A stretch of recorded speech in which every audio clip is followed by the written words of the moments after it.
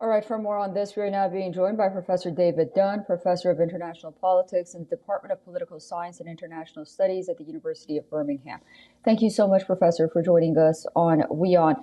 Many are cautiously optimistic. Others are wondering, why should this one be the deal that goes through?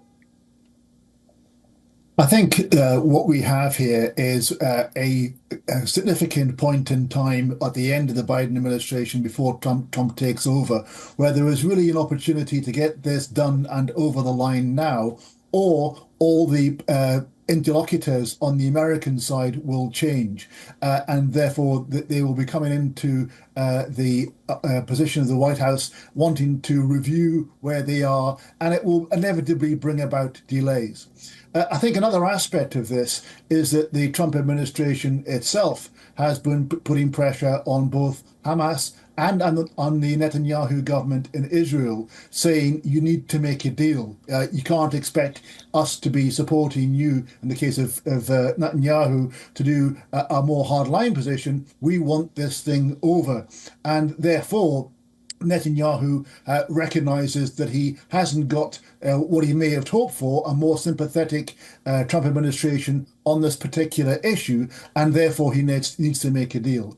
And then internally, although we've heard that there's threats of people on the right of Netanyahu's cabinet are threatening to leave the cabinet, that won't bring down his government, because Netanyahu has put together a coalition domestically which will allow him to bring this deal about. So all those things coming together make this a ripe time for a deal. And of course, the Hamas recognize that they're in a very weak position and need to actually make ground on this for fear of what Trump could do otherwise.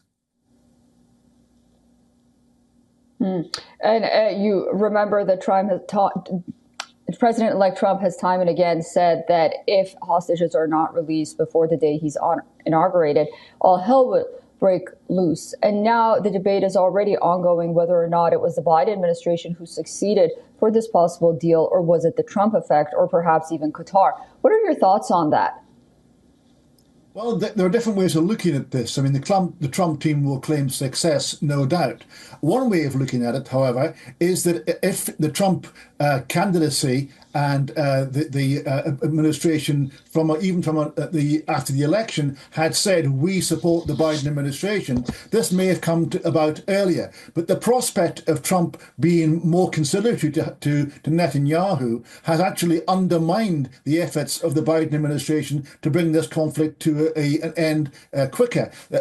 Trump was very keen to actually exploit the political differences, or perceived political differences, between his approach and Biden's approach during the electoral process, and that may well have delayed the agreement being reached, because the framework that we're seeing being implemented here was first mooted in May, was revisited in July, and effectively it's more or less where we are now, and yet the political process in America could be seen to have actually delayed that thing coming to fruition until this point.